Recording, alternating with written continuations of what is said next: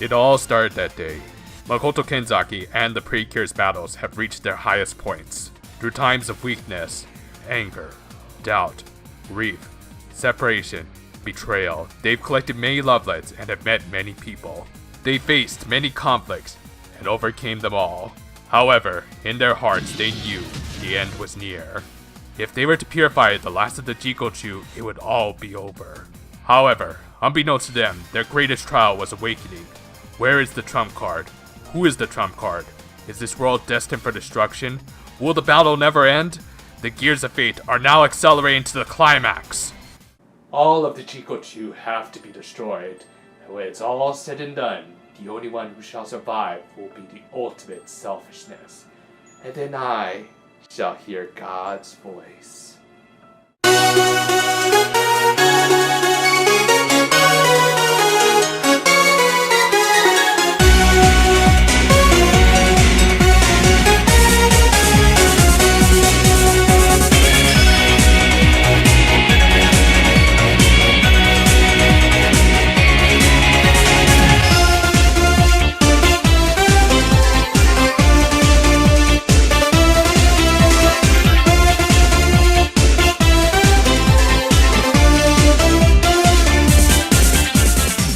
Regina quickly re-established her character in the beginning of episode 39. Okay, I know I just did an intro parodying the opening to Blade 45, but come on, I gotta use this clip.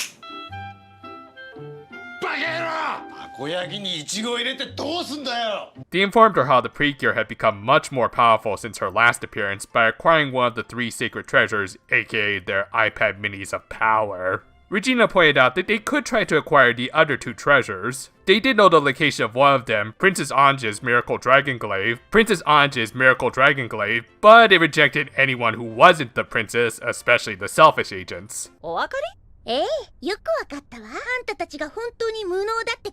Honestly, compared to the current series, they're not that bad.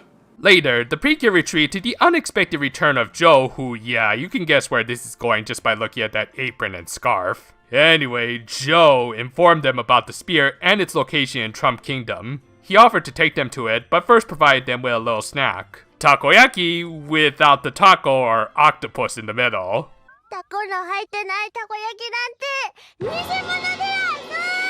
Ooh, you know you messed up when you've even upset Winnie the Pooh's descendant. They made their way to Trump Kingdom, and after getting some foreshadowing from Aguri, head for the catacombs underneath the kingdom. Of course, navigating them to find a single spear would be no easy task.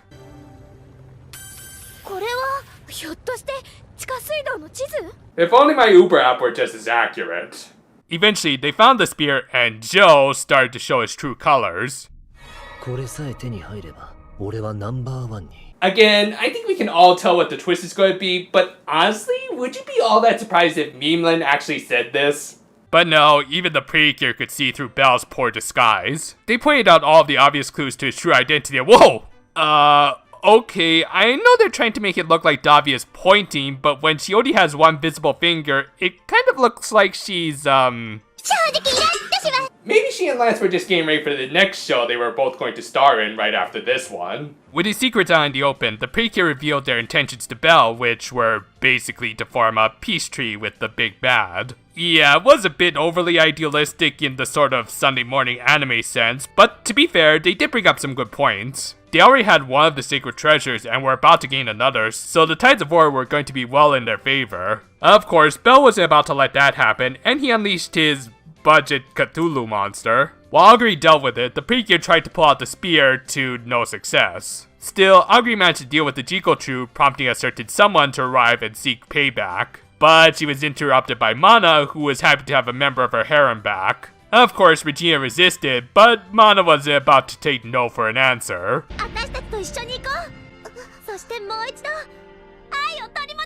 Could somebody remind me who's supposed to be the villain in this situation? Because the girl in pink?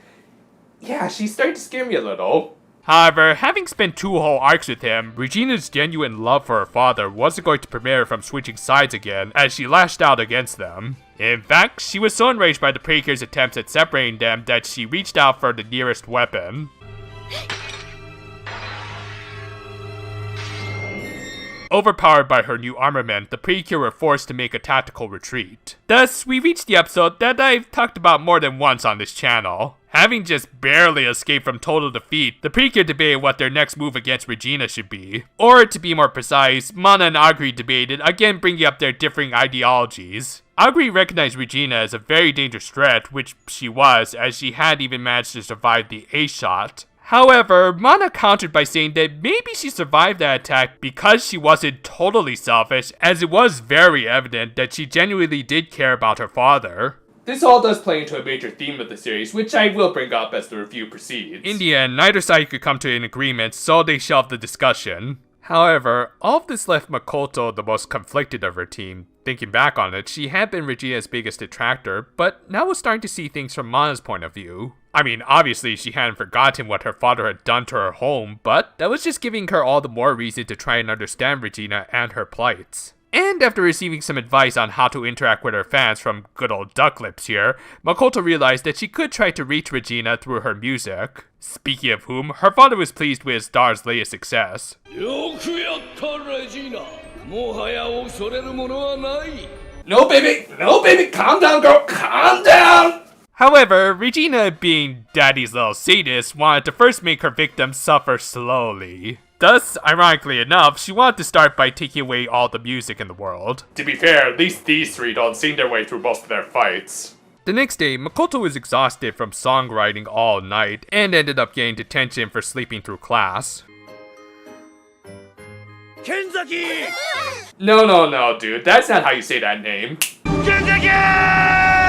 It's such a pain that for all of her effort, Rika could never become the meme machine that is Tachibana. Realizing that she could use some help, all of her friends volunteered their services. Well, all of them except for Agri at first. Ah, there's the standard Kugyu tsundere act that we were all waiting for. Thus, the team worked diligently to complete the new song. On a little side note, I like how they showed how Makoto went to get the okay from her music label. It really hammers home that while she is doing this mostly as a part of her superheroine job, she also does still have a musical career that won't simply allow her to produce a big performance like this without getting permission from the higher-ups. It's little details like this that really would have helped to explain how certain Precure-related businesses managed to stick around for entire seasons. Seriously, the Kiripati alone should have gotten a ton of tickets for all of their violations. The day of her new single had arrived, and while Makoto was a little unsure whether or not her song would reach Regina, her boss was being a tad bit smug. If only more startup companies could maintain that sort of mindset. Alas, 'tis but a pipe dream. Of course, he became a victim of the week, prompting Makoto into action. And thankfully, for this episode at least, they didn't treat her like a joke and let her get in a few good hits on the Jikochu. She was ultimately pinned down by Regina, but to be fair, she didn't want to fight her. No, more than anything else, she wanted her to listen to her song. And with a little help from her fairy partner, she was able to do just that. I'm not gonna lie, in spite of seeing this scene many times, I still shed at least a few tears because, quite frankly, this is such a perfect representation of what the Precure stand for. Heroes like Superman represent hope through overcoming the odds. Kamen Riders represent selflessness through sacrificing a part of themselves for the benefit of others. And the Precure represent empathy through their drive to better understand all of those around them. Be they friend or foe, it doesn't matter. Everyone deserves to have their true feelings expressed. Makoto's, or rather the Precure's song, was meant to help Regina open up. Yeah, don't forget, this whole team collaborated to put together this song, so more than likely credit for these lyrics go to all of them. Even if she was responsible for many crimes, they understood that this conflict was tearing one girl apart, and they wanted to help relieve her of that pain. And in spite of the sheer amount of very well animated chaos going on around her, Makoto's unwavering conviction allowed her to deliver their message to the one person who needed to hear it the most. I completely understand that people have their gripes at this series, but for me at least, this scene should be brought up in any discussion about this series. It's just that great. Ultimately, Regina still resisted, but it was clear that the song had had a significant effect on her. And as what could be seen as a reward for their efforts, the team got an upgrade for their little tablets. I'm guessing on top of giving them a much better team finisher, it also provided 4G coverage. Thus, the episode ended with even agreeing that there might be more to Regina than they had originally thought. Oh, believe me, Agri, it's going to get a lot more complicated in just a few more episodes. Episode 41 was an Alice episode, something the series has somewhat been lacking in for its entirety. She revealed to her friends that before deciding to inherit her father's company, she actually wanted to become a florist. Yeah, I wouldn't recommend it, Alice, not unless you want to become even less relevant than you currently are. Still, doing it as a temporary thing probably wouldn't hurt, so her friend suggested she open up shop at a flea market. However, since we were nearing the end of the series, I guess they decided to tie up one last loose end in Alice's story arc.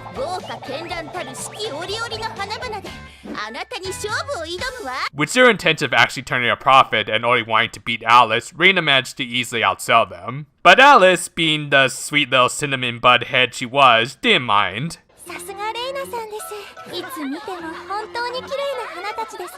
Yeah, before we even get into the character analysis, I will say right now that Alice, as a character, I really like her. It's just that, like many a yellow cure not named Yayoi, she kind of got the short end of the stick when it came to character development. However, even Alice can maintain a smile when Regina launched a Jikochu attack and wilted all of the plant life in the surrounding area. Reina took it the worst, as while she was underselling them, she did still take pride in raising all of her flowers. Luckily, Alice managed to spot a surviving bud and helped her preserve it. And as it turned out, the whole reason Alice knew that they could save them was because Reina was the one who originally gave her all of her know-how on taking care of flowers. And then, rather suddenly, Reina realized the error of her ways. Yeah, look, I'm not against this character getting redemption or anything, it's just that it feels more than a little unearned. Probably has to do with the fact that this is only Reina's second appearance in the show, and while we do learn why she was bullying Alice this whole time, it's so petty that it's hard to sympathize with her. Now, a lot of this could have been fixed if she had just got to at least one more appearance before this, which in turn would have given Alice another episode to develop. Now, well, it's still a nice enough scene, and more importantly, a good moment for our underdeveloped Yellow. Following this, Sebastian managed to find the Jikochu that was causing all of this, floating above the stratosphere. And to get up there, Cure Money used one of her many resources.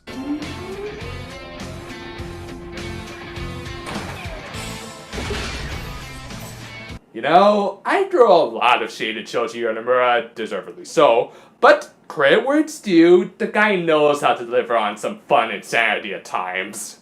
And yes, this is kind of like something out of a certain Sailor Moon movie, what with the magical girls going into outer space to fight an evil plant. But that didn't involve a bloody rocket ship complete with ejector seats. Now that's just awesome. Anyway, Alice confronted Regina and tried to give her the flower bud she had saved, symbolizing her hopes for the future, including those involving Regina. It kind of worked as Makoto's song was still in effect, but it still wasn't quite enough. Alice got knocked back and almost received the Sandra Bullock experience, but was rescued by her friends who managed to hitch a ride with Reina. Together cooperation, they did end up revealing their secret identities to her, but she seemed more than willing to become their full-on ally thanks to Alice. And as I mentioned earlier, she revealed why she bullied Alice. And as it turns out, it was your basic deep down actually want to become friends reasoning, which yeah, I think Regina put it best.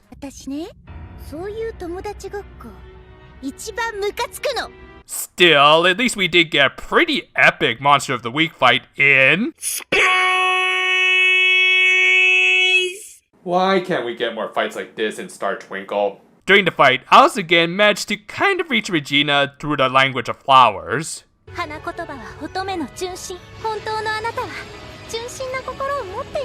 Thanks to this, they managed to defeat the Discount Tree of Doom, and the episode ended with Alice stating that she would nurture her family's company with the same amount of care she had given to her flowers. Good stuff, Yonemura. 42 was an Agri-focused episode that opened with her having a flashback of Princess Ange, which, yeah, you might be able to predict where this is going.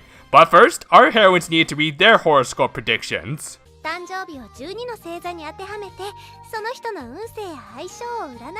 Does anyone else think this is where the brainstorming for Star Twinkle began? However, Aguri didn't know her sign because she didn't know her birthday. Yeah, as it turned out, she wasn't Mari's actual granddaughter and was just adopted by the elderly lady. This little factoid also led to Makoto revealing that she too was an orphan who had essentially been raised by the princess. Yeah, I agree with the bunny. This actually would have been a nice bit of backstory we could have gotten in one of Makoto's solo episodes, and preferably before the tail end of the series, just saying. Anyway, after kind of brushing that little bombshell aside, Mana decided that they should throw a surprise party for Aguri. Generally, don't they celebrate an adoptee's birthday on the day they were adopted? Ah well, who cares about semantics these days, and they just figured they'd do it the very next day, because that's a totally practical plan. Meanwhile, Aguri continued to have unsettling dreams about Princess Ange, and ended up consulting her grandmother about it. And in a somewhat exchange, Mari revealed the dream she had been having about Aguri. By any chance, did you also see her as a version of Oda Nobunaga who keeps on gender swapping? Yeah, you better believe I'm going well for this as soon as it comes out in NA. Okay, jokes aside, I'll admit this is a really nice scene that really adds to Aguri's character that I'll bring up more during the analysis. The next day, she ran into Makoto and Davy as they were gathering ingredients for her birthday cake. And wanting to keep it a secret, they tried to play dumb, and yeah, we all know this little chestnut. Look, unless it involves an aggressive, bipolar pink pony, this setup will always be a boring old cliche. Though I will give praise to the subbers for Sebastian's good wordplay here. But yeah, the surprise doesn't even last that long as Aguri managed to sneak a peek of her party. Still, even with the surprise spoil, Mari managed to convince Aguri that her friends put their best leg forward, and she was able to happily celebrate her kind of sort of birthday. The Precure wiki recognizes the age change, so why argue? However, since the party was at the Ida family's restaurant, they ended up closing early for the day, upsetting a potential customer. Of course, Mr. Restaurant Impossible became a victim of the week, as Regina had arrived to crash the party. Well,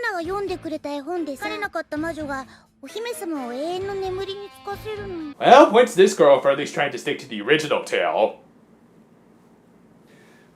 Of course they would make a sequel. She managed to petrify Ma's folks, but not Mari. Thus, Aguri first got her to safety on the restaurant's roof before heading back down to join the fight. This led to a brief one-on-one with Regina, where she pretty much embodied everyone's frustrations that she didn't become the Sixth Ranger. From there, they quickly defeated the monster, and the party proceeded as though nothing had happened at all. Yeah, kind of cute episode and everything, though a bit of a rushed ending. Still, after a decent Aguri episode, we got another Aguri episode. Okay. And as if the awkward placement of these episodes weren't off-putting enough, this episode opened with Mari discovering Aguri's Precure alter ego. Like, okay, if they were going to have her not be petrified like everyone else in the last episode, why not have her go back down and discover Aguri's secret then? That could have made for a good stinger at the end of the last episode and freed up time in this one. And unfortunately, with these final episodes placing a heavy focus on Aguri, it does give a sense of poor planning on the writer's part.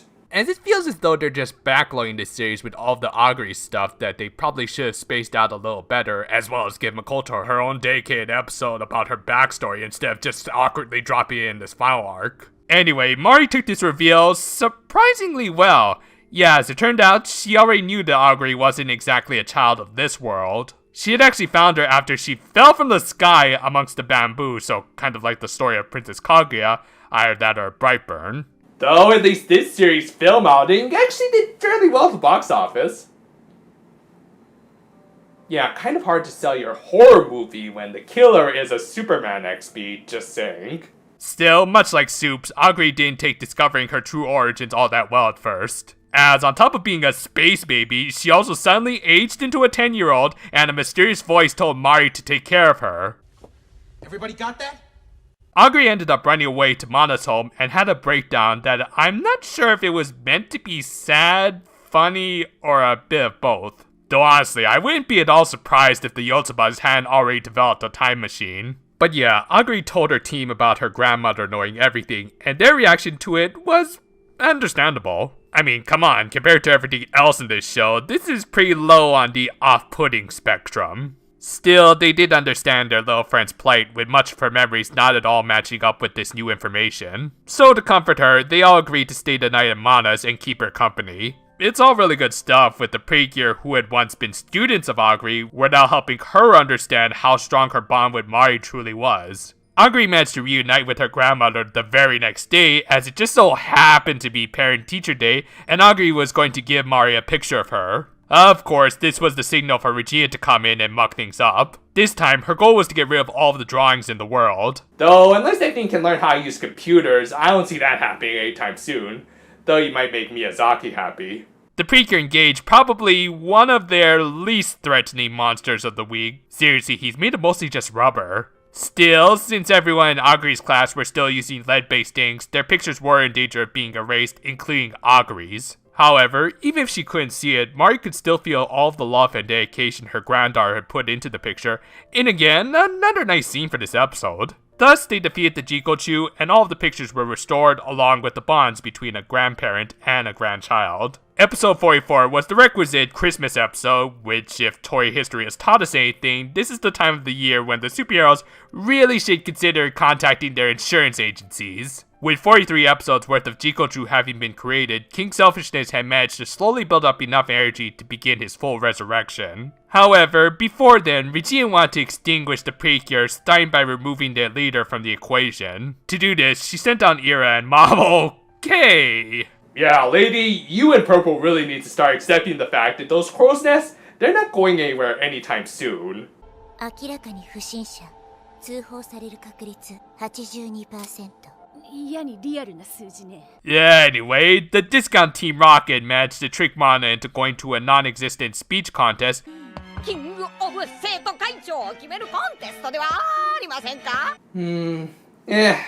your own shonen cliche here.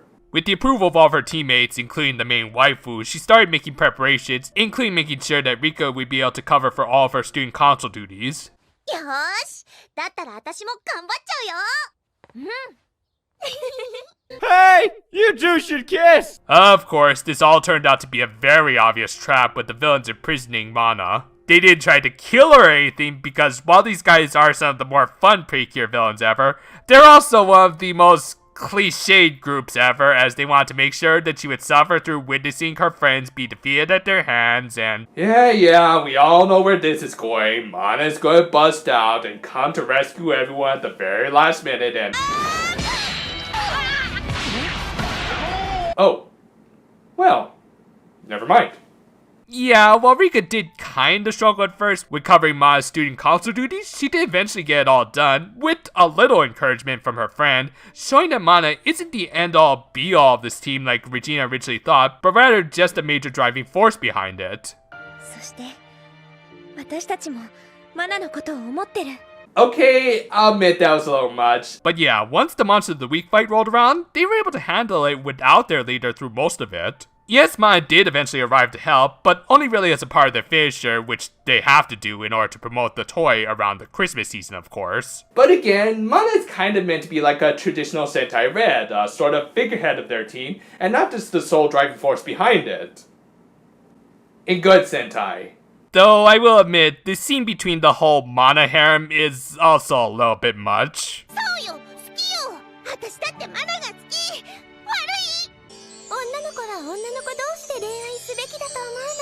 Okay, who let Tomoko Kuroki into the writer's room? But yeah, Mana harem stuff aside, it did at least lead into a very touching scene between Regina and her father of all people. Regina, kinda makes you think, don't it? Anyway, as for how Mana managed to bust out,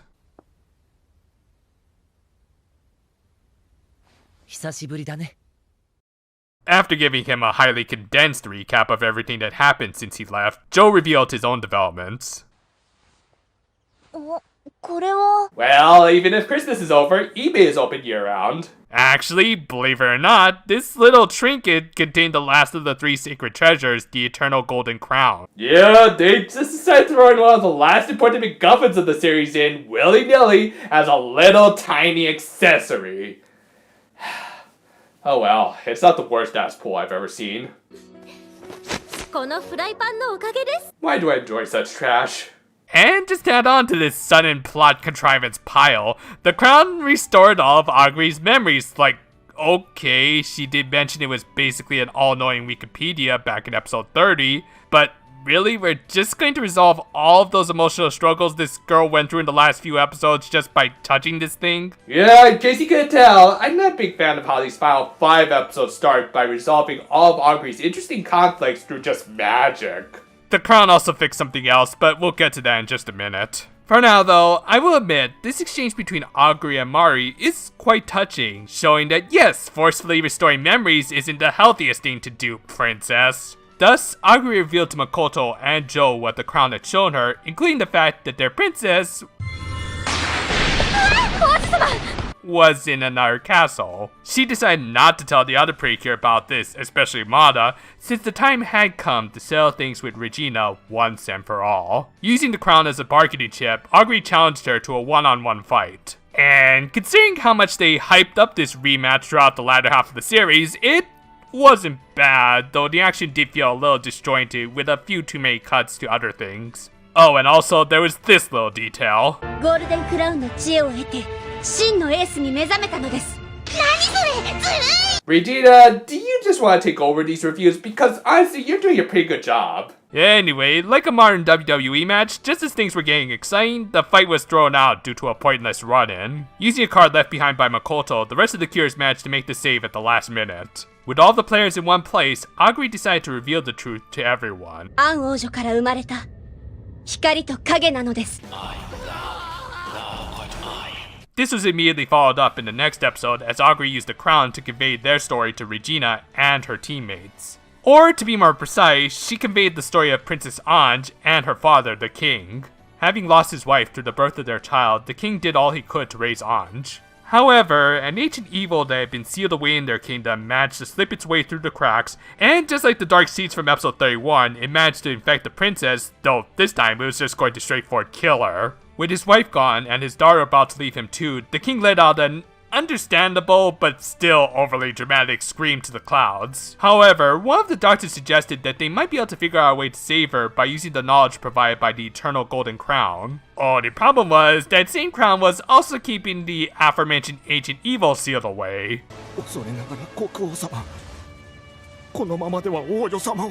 Doc, did you get your degree through the mail? Seriously, this quack is the true instigator of all of this, and yet we never see him again to get his proper comeuppance. Actually, here's an idea. Wouldn't it have been an interesting twist if this guy turned out to be one of the selfish agents? Like, oh, say, Bell? It would actually give him back some of the relevancy he lost at the end of the Blood Ring arc, and even justify the really disappointing twist coming up. But nah, why even bother trying to make your Precure villains competent these days? Anyway, the king went down to the Chamber of the Crown and the Ancient Evil. He understandably hesitated at first, realizing that he would basically be selling out his entire kingdom just for his own selfish desires to save his daughter. Then again, those desires weren't his alone, so maybe it could be considered not totally selfish? Or at least that was likely his justification for what he was about to unleash as the influence of the evil overtook him. As a result, he did manage to rescue his daughter, but the evil was now free and also had found the perfect vessel to spread its influence. That's improbable! Hey, still better usage of Star Wars tropes than what Disney is turning out these days. Thus, the current king's selfishness was born and summoned forth his 7 agents. Yeah, more on these two later during the villain's character analysis. In spite of her best efforts, Ange couldn't reach her father, forcing her to seal him and retreat as we all saw all the way back in episode 7, which, in hindsight, damn, that's some good foreshadowing. And while Momo failed to complete the ritual, it still left the princess open to Bell's words as he pointed out how her weapon could have easily have killed the king in an instant.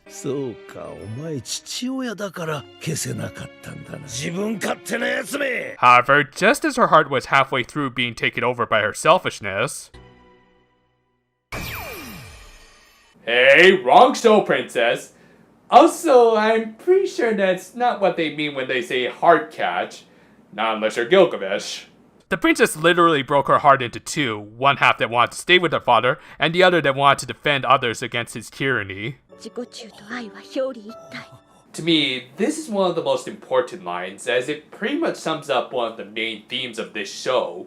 And to really sum it up, let's once again take a look at Kamen Rider O's, which as I said, Yamaguchi more than likely took some inspiration from. By the way, major spoilers for the latter half of this show, so go see it if you haven't. It's actually really good. Eiji Hino, the titular writer of the show, had been chosen, just like the king, to become the vessel of a very dangerous power, the purple dinosaur metals. Though unlike the king, he didn't really do anything evil, and in fact was probably one of the most upstanding heroes amongst a bunch of lawful goods. But ironically, that was part of the problem. Due to a tragic event in his past, Eiji tried to give up all selfish desires and focused on doing all he could for others. But the thing is, you don't get to just throw away all of your earthly desires. Selfishness and selflessness are two sides of the same coin, and people need both to truly live. If you try to live your life with only the latter, then it will inevitably lead to complete apathy towards everyone and everything. Apathy is death.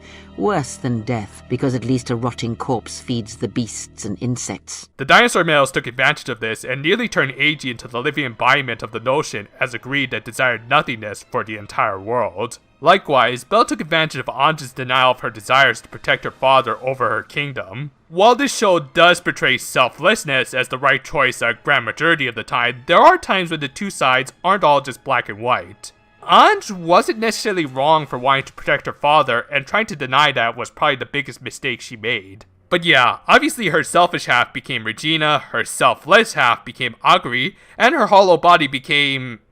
I. Oh, okay. What? Yeah, I think at this point, they're just looking for any old reason to make another toy. After returning from their magically induced flashback, Regina had realized how much her father truly loved her. That love moved her to the point that the king's dark spell over her faded away. Well, isn't that nice? Now she's completely free to make all of her own decisions, like protecting all those she loves, like her father and... oh wait. I did not think that through! Speaking of whom, he finally broke free of Anja's seal, and with Regina's help, broke the barrier between worlds. The Precure gave chase, leading us into episode 47. King Selfishness launched an attack on the Precure's town with his agents leading the charge.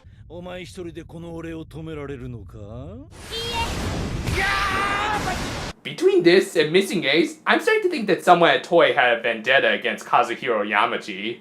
But yeah, each of the agents took on the Precure. Standout amongst them was of course Rika versus Ira.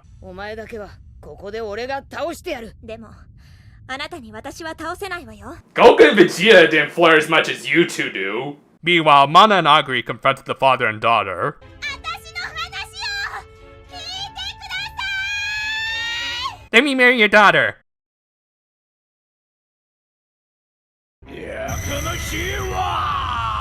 Yeah, kinda figured that would happen. But after one of the most impressive Precure deadlifts ever, Mana was finally able to have that little talk with the villain she wanted. Belle pointed out that Trunk Kingdom fell because of the selfishness of its people, and the same would befall the Precure's world. Yeah, one, this kingdom was run by this guy, and two, it had probably the worst medical coverage ever. I mean, they didn't even provide dental, and had doctors who believed that the legitimate cure-all for everything was magic. So, honestly, even if King Selfishness had never arrived, I think this place would have fallen eventually. He just sped up the process is all. Though now that I think about it, it actually would have been interesting to have gotten a little more in-depth look at Trump Kingdom. Maybe it actually was a dystopia where on the surface it looked like everyone was kind and inviting, but in reality almost everyone was a slime ball secretly bad-mouthing each other to gain clout. You know, like pretty much all forms of social media these days. However, unlike that kingdom, the Precure's world had many people willing to help others, including some cameos from all of the one-off characters. Again, I really like how this series makes every episode, even the village, feel significant in some way. Having had his viewpoints completely dismantled, King Selfishness gave the most appropriate of responses for a politician. Regina backed up her father's words, leading to yet another one-on-one fight with Mana, or rather it would have been one had Mana actually fought back. She could tell that the little princess of darkness was forcing herself and wasn't going to fight back. 好きだから。私レジーナが好きだから。 Just f*** already! They cover at the end of the series because I'm all off clips. Of course, the king was also tired of all the shipping involving his daughter. Sir, for your sake, never get into social media, because the second you do, the rainbow flag is gonna bomb you harder than this past summer blockbuster season. The power of Yuri proved to be powerful enough to pierce the king's attack as the Dragon Glaive was restored to its original glimmer. Recognizing Regina's dedication to both Mana and her father, Agri decided to join in the conversation, finally recognizing the king as her father too. With that, something started to awaken within the king. 思い出してくれた。それが愛だよ。 With the king just as confused as Nastasia over this concept known as love, the Precure entered into the final phase of their fight with him in episode 48. Using their little tablets, they confirmed that the real king was still alive on the inside, a la Rain from G Gundam. Well, with all this love talk, it does kind of fit. Thus, Mana made a declaration that they would save the king, while also yelling at the top of her lungs her true identity while the cameras were rolling. Because of course the toy heroines need to find some way to blow their covers. Still, thanks to that, they managed to get the tears from all their friends and family in the city, and yeah, apparently Alice's mom was alive, and she also looks like an older Yayoi. Anyway, after bypassing the selfish forces again, they needed something to distract King's selfishness. And as it just so happened, Alice's Rosetta balloon had one trick left. A giant copy of Lance. Well, at least this kaiju fight does involve a pointless environmentalist subplot. Yeah, I still really like this movie and everything, but man, that was such a dumb subplot. One by one, the team broke off to deal with King's selfishness as minions, really adding to the final battlefield of it all. Eventually, it came down to Mana and the daughters of the king to reach the literal heart of the beast, who was protected by what I could best describe as evil antibodies, who seem to be big fans of Macross. Nice. Eventually, the forces of selfishness start to overwhelm the Precure. However, seeing everyone suffering led to the biggest surprise of all.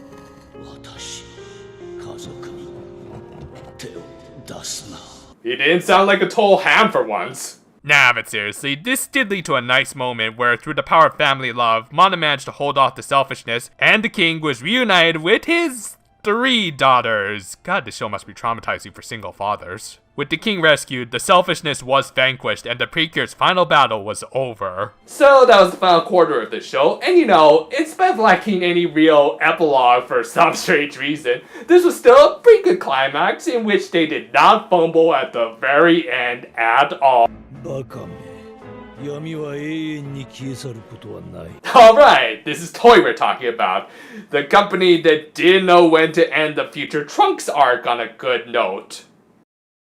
Yep, the actual final battle and episode of the series featured the Proto-Jikochu, and in spite of a kind of cool design, it's still a big come down after the previous episode. I mean, come on, we just went through 2 whole episodes of the Precure finally face-turning Regina, fighting endless waves of minions, a kaiju fight with a giant teddy bear, and King Selfishness hamming it up to no end. That was more than enough for a final climactic battle, but nope, they had to derail that momentum for one last fight with the true final boss. I mean, come on, that'd be like switching out the anti-spirals for some random Master Brony at the last minute. They did do that more than once. They did? Yeah, in the recent SRW games. Oh, right, yeah, I kind of forgot all about that. You seem rather cool about all of this. I thought you'd be a little bit more upset. It could have been worse. We could have gone out like Thanos in Endgames. Oh, yeah. They really nerfed him in that movie, didn't they? We know, right? It was a really good movie other than that. Oh yeah, and in case you're wondering whatever happened to Bell, he tried to become the true final boss, but the Pro-Jikochu completely overtook him and reduced him down to just being one last punchline. At this point, I can neither cry or laugh at this guy. Just play the Karisma clip again. Anyway, while I do think the spectacle of it all had suffered a severe downgrade, I will admit, this first round with the Proto is pretty epic, with him pulling a full-on Walpurgis. But just like Homura, in spite of putting up a good fight and even landing a direct hit, he tanked all of their attacks and grounded them. Still, in spite of everything looking hopeless, the citizens weren't going to abandon their heroines. Yes, that's the spirit, whoever the hell you are. Regardless, it did act as a good way of leading into Mana's big final speech of the series, and she pointed out that if he did try to hog the world all to himself, then being selfish would lose all meaning. Again, hammering home the idea that selfishness and selflessness are contingent with one another. Of course, being the villain, the pro didn't take kindly to Mana's lecture.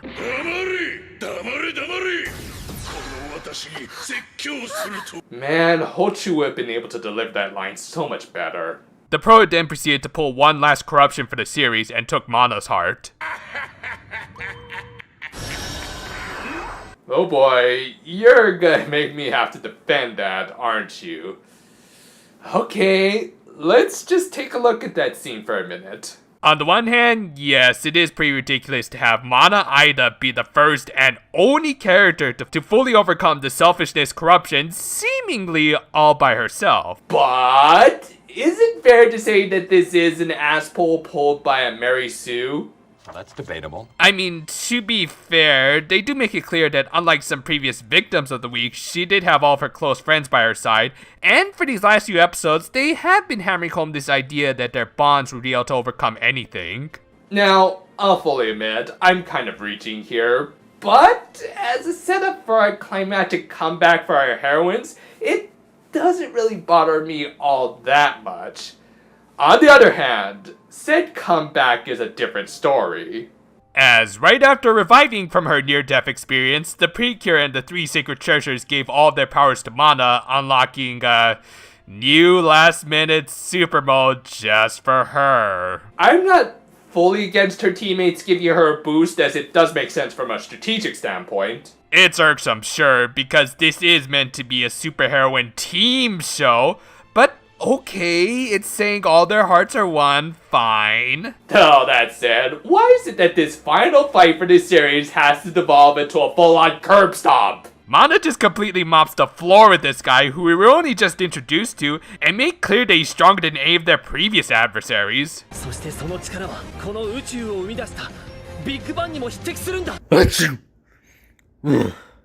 We're sorry, but we're allergic to bullshit. Well, at the very least, we did get a good exchange in which the Proto stated that there will come a time when he will return, as selfishness is a constant that the Precure will be ready to face when that time comes. Nice stuff, honestly, though I do think it will be done much better a couple years after this show. With that, the final battle was over, Trump Kingdom was restored, and everything was back to normal. Well, almost everything. The princess's spirit, which had been guiding the Cures all series long, was still around, but she decided to just fade away as her three divisions had developed self-consciousness, and she couldn't bring herself to take that away from them.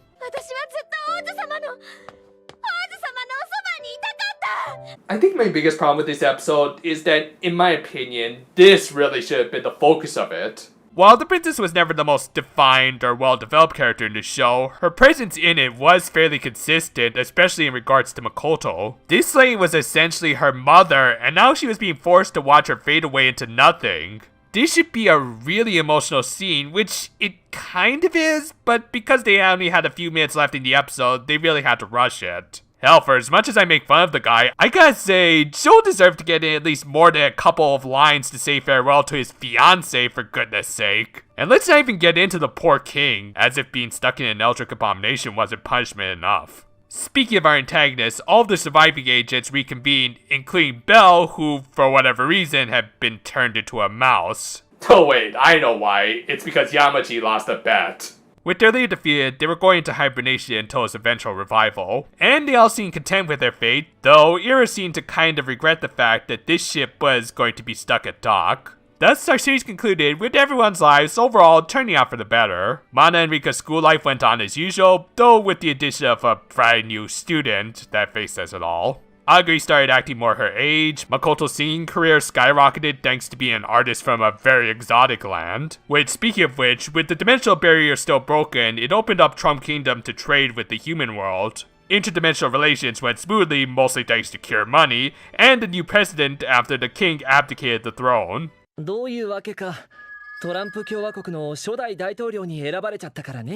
gonna end up sharing a lot of crazy thoughts and stories with that little bluebird, isn't he?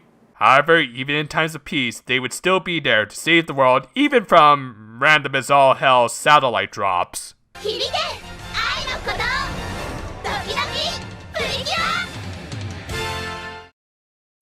This series...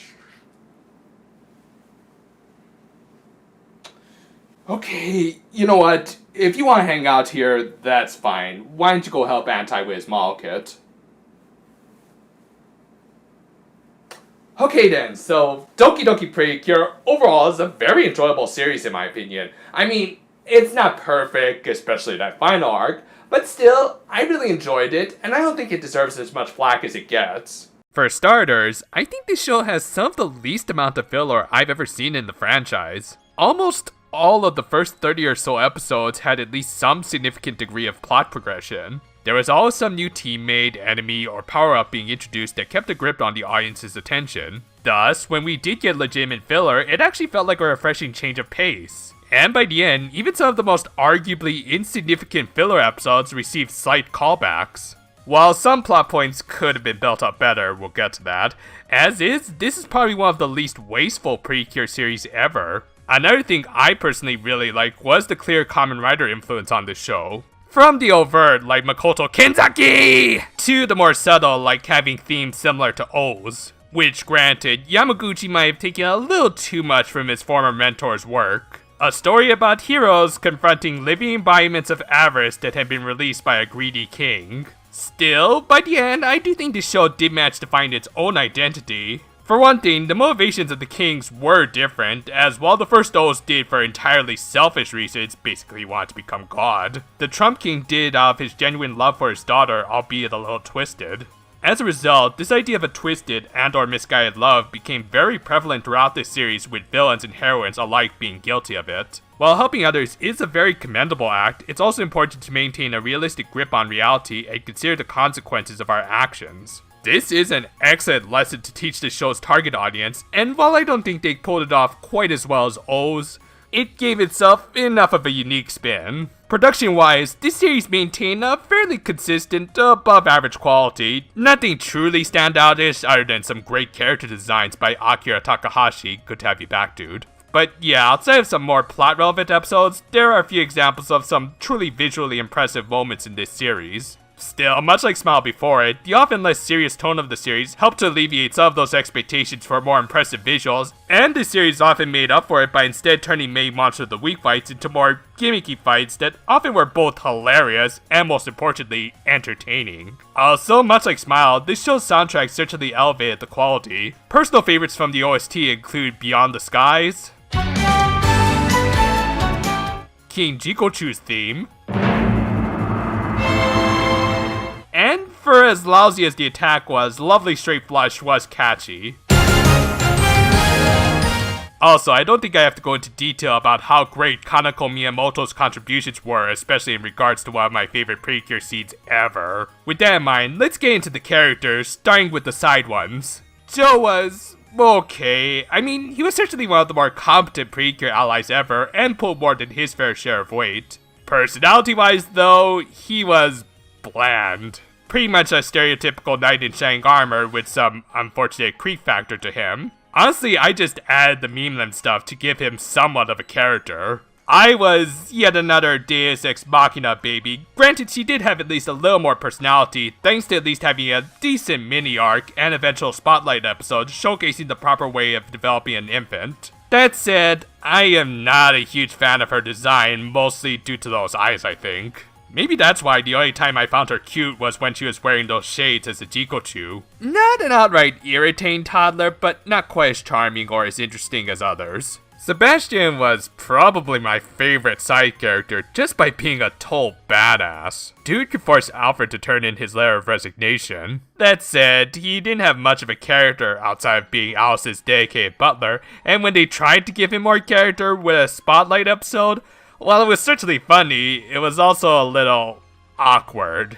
Like, seriously dude, where's all of this coming from all of a sudden? Lastly, I guess we should bring up Princess Ange. Again, a very noble character, and her ultimate fate is incredibly tragic, but we also didn't get to learn much about her outside of Makoto and Joe's memories. Overall, the side characters were in no way hindrances, but were ultimately more plot devices than anything else. Moving on to the villains, while not exactly breaking the mold or anything, these guys were at least a lot of fun for the most part. One of the most interesting aspects about them was the fact that each was themed after one of the 7 deadly sins, as hinted by their names. Now, as I mentioned, there were originally 7 selfish agents, but ancillary media has confirmed that these two, Lust and Goma, were killed off-screen by Makoto's superiors during the initial invasion of Trump Kingdom. Lust obviously represented lust, and Goma means pride in Japanese. Behind the scenes, I imagine they were deemed superfluous as Regina and the King respectively fulfilled their roles.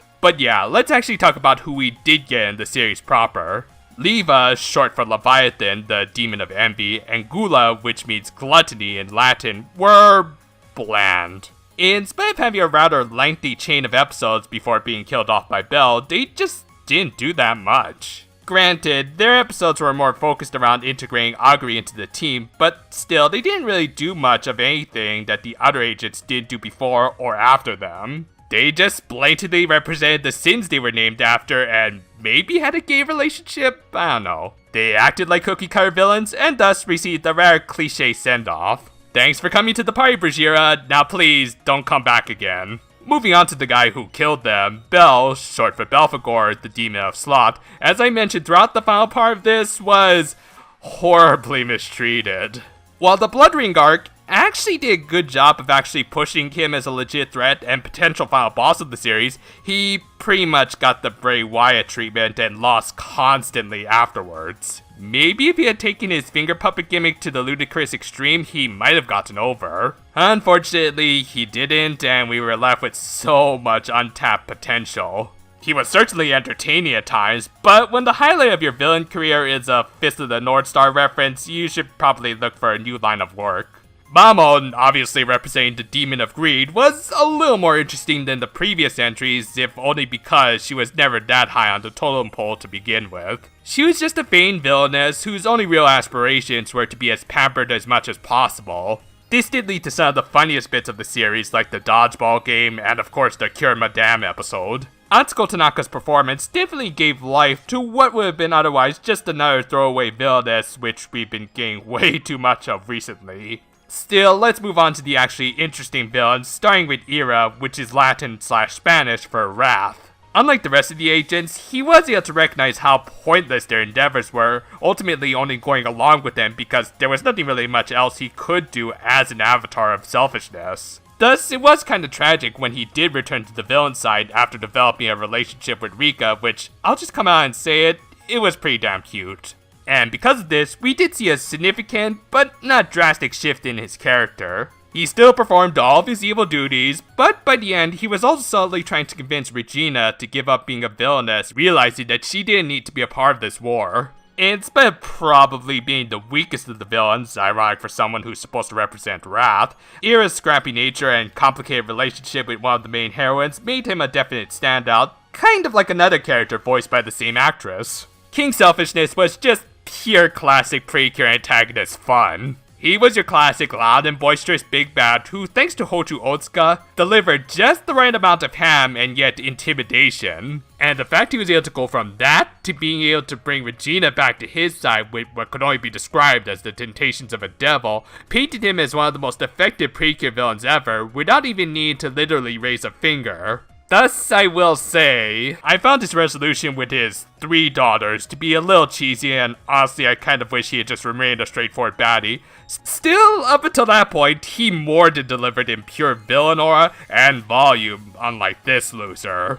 And on the borderline between good and evil, we have Regina. I heard this character is a little base-breaking, and honestly I can see why. She can be an obnoxious little brat, but honestly I think it worked for her, especially after we learned about her origins. She was essentially created from Princess Anja's id, and therefore acted almost entirely by pure desire. Her yandere nature towards Mono was surprisingly well done for a kid show of all things, almost coming off like an abusive relationship, with Regina giving her ultimatums and the like. Still, it was because of her selfish desires for Mana that selflessness eventually became a necessity to befriend her. Thus, seeing the journey of this selfish brat leading to a near heroic sacrifice was touching, and is until... yeah, we'll get to her in a minute. And because of this, Regina did unfortunately kind of end up repeating her initial journey to learn selflessness, which did become repetitive. She was still kind of interesting as a conflicted villainess, and her showdown with Augury was great, so I'll say I like her and just kind of wish Toei didn't troll us all. Next up, let's do something different and give the fairies their own brief analysis. Yeah, usually I would lump these characters together with the other side characters, but honestly, Doki Doki's plushie sidekicks kind of earned this. Okay, individually they were no Harry or Prunesu, but as a group, they were some of the more active partners slash transformation trinkets. Aside from Davy, they all actively worked to master the art of transformation for the sole purpose of helping their partners. That's not only touching, but also does make them degrees more active than others. And in the case of one of them, it led to some rather hilarious extra benefits, so yeah, these guys were fun, and Davy was just plain awesome. Seriously, how many purple kitties could say they have both a driver's license and homeowner's insurance? With all that said, let's get into our main heroines, starting with the Sixth Ranger, and yeah, again, I do like Augury on her own. She developed significantly over the course of the series, starting off like, well, many a child who tried to grow up too fast, in her case both figuratively and literally. It made her a fairly unique and interesting character in her own right. All that said, I would be lying if I said I weren't still a little salty that Regina wasn't the sixth. I will say, the whole setup of them being born from two halves of Princess Ange was quite interesting, with Augury representing her super ego essentially. It's not the setup I would have gone with, especially considering how rushed the final core of the show felt when trying to squeeze in all that exposition. But I will admit, it was an interesting twist. And I'll give Augury this much, at least we got an early preview of Avenger Nobu out of her. Alice, unfortunately, was yet another victim of the Yellow Cure syndrome, probably receiving the least amount of actual characterization. Though, compared to some of her more modern contemporaries, she honestly didn't fare that poorly. Her initial arc was focused around her coming to terms with her violent outburst as a kid, which, for anyone who trains in martial arts at an early stage of development, could very easily happen to. Martial arts aren't the problem, it's all about how we apply it to our everyday lives, even outside of fighting giant embodiments of greed. I actually really like the subplot and wish it hadn't been resolved by the second Alice-centric episode. Because like many Yellow Cures, she ended up kind of coasting her way through the remainder of the series. Still, even while coasting, she did remain a fairly amiable and charming character. Her Cure money antics were far more entertaining than much of what Batman has done in the past decade, and her relationship with Sebastian was quite touching. So while it's a pity that her initial arc ended way too soon, Alice still found ways to become an endearing character, and not just because she bought her way into it, though it certainly didn't hurt. While they did botch up her story arcs pretty badly at times, I do still think Makoto was my personal favorite Cure of this series. She was a Knight of Trump Kingdom much like Joe, but we actually got to see a lot more of her struggles with her dealing with the loss of her princess and adjusting to the human world. Again, I really think Trump Kingdom had to be some kind of dystopia if they didn't provide health insurance. But yeah, while her fish out of water act kind of devolved her into the butt monkey of the series, the fact that Makoto still tried her best to work with the cards she had been dealt was very endearing. And even then, she still accomplished just as much, if not more, than the pink of the team. Because of her, they got both a mid-season team finisher and the final upgrade of the series thanks to that one scene I love bringing up. By far, I think she developed the most out of the entire cast, going from overly pragmatic and only confining it to herself, to being more sincere and accepting the help of others. Yes, there was unfortunately a lot of slapstick in between due to the higher-ups rushing what should have been saved as a mid-season finale. And as I said, I think they should have integrated her backstory with Princess Ange just a little more organically rather than just in the middle of Augury's arc. Still, like the common writer she shares a surname with, I think she's one of the most underappreciated Cures ever, obscured by the plethora of memes. Conversely, Rika, outside of her relationship with Ira, was probably my least favorite Cure of the series. Now, that's not to say I disliked her in any way. She was the requisite straight man of the group, often pointing out the insanity of their misadventures, complete with a good amount of start to complement it. I especially liked how she wrung her leader and best friend / waifu in when needed, like a good blue should. But that's the thing, she also played the cool blue character found in both Precure and Sentai to almost a T. Stuff like her pursuits to become a doctor or her long-distance relationship with her parents really didn't play that much into the series or her as a character. Now again, don't get me wrong, I still like Rika and her snark, but without a fun gimmick like Cure Money, I wouldn't exactly call her a diamond in the rough.